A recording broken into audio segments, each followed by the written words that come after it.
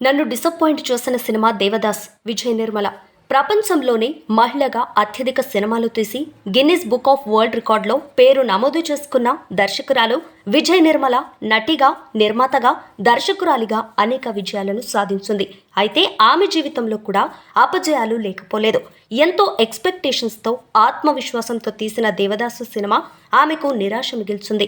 ఆ సినిమా ఎందుకు తీయవలసి వచ్చింది, ఎందుకని ఆడలేదు అనే విషయాలను ఆమె మాటల్లోనే విందాం. 2 హిట్ సినిమాల తర్వాత నేను చేసిన 'దేవదాస్' చిత్రం నన్ను డిసప్పాయింట్కు గురిచేసింది. ఒకసారి విజయవంతమైన 'దేవదాస్' చిత్రాన్ని మరలా నేను తీయడాన్ని అందరూ అర్థం చేసుకుంది వేరు, నేను అనుకున్నది వేరు.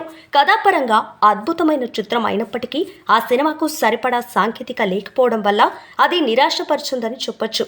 అప్పటికి అందుబాటులోకి వచ్చిన సాంకేతిక మార్పులను ఉపయోగించుకున్నాను, అలాగే తీశాను. ఆ సినిమా రైట్స్ కోసం కలకత్తా పంపించి శరత్ చంద్ర గారి సోదరి వద్ద నుండి 35,000కు ఆ సినిమా రైట్స్ కొనడం జరిగింది. అది తెలిసి పాత 'దేవదాస్' నిర్మాత డిఎల్ నారాయణరావు గారు మా వద్దకొచ్చి 90,000 ఇస్తే ఆ సినిమా నెగటివ్స్ రైట్స్ ఇస్తామని అన్నారు. ఒరిజినల్ రైటర్స్ వద్ద నుండే మేము ఆ నవల రైట్స్ కొన్నాం కాబట్టి ఈ నెగటివ్ రైట్స్ అక్కర్లేదని కృష్ణ గారు అన్నారు. డిఎల్ గారు ఆ రైట్స్ను అక్కినేని నాగేశ్వరరావు గారికి అమ్మేశారు.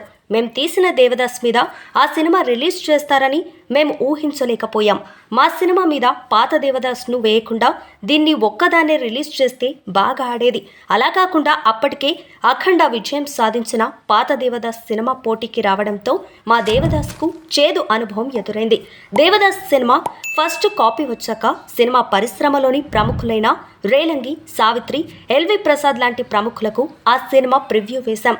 సినిమా పూర్తయిన తర్వాత రేలంగి గారు నేను మళ్ళీ షో కూడా చూస్తానని అలాగే కూర్చుండిపోయారు. ఎల్వి ప్రసాద్ గారు ఏం చెప్పకుండా మౌనంగా వెళ్ళిపోయారు. దాంతో సినిమా ఆయనకు నచ్చలేదేమో అనుకున్నాను. కానీ రాత్రి 10:30కు ఆయన నుండి నాకు ఫోన్ వచ్చింది. ఆ రోజు నుండి నేను నీకు ఫ్యాన్ అయ్యానమ్మా, సినిమాను టెక్నికల్గా, క్రియేటివ్గా చాలా బాగా తీశావు, కంగ్రాట్స్ అన్నారు. భారతీయ సినిమాకే తలమానికం లాంటి వ్యక్తి నుండి అంత గొప్ప ప్రశంస రావడం నాకు ఆనందాన్ని కలగజేస్తుంది. ఆయన మాట విన్న తర్వాత వ్యాపారాత్మకంగా విజయవంతం కాకపోయినా పర్వాలేదనిపించింది. అలా 'దేవదాస్' సినిమా నాకు ఆర్థికంగా లాభాలు తీసుకురాకపోయినా కూడా దర్శకురాలిగా ఆత్మ సంతృప్తిని కలిగించిందంటూ 'దేవదాస్' సినిమా నిర్మాణాన్ని, దాని వెనుక ఉన్న కథను, సినిమా అపజయం చెందడానికి గల కారణాలను వివరించింది అద్భుతమైన దర్శకురాలు విజయ్ నిర్మల.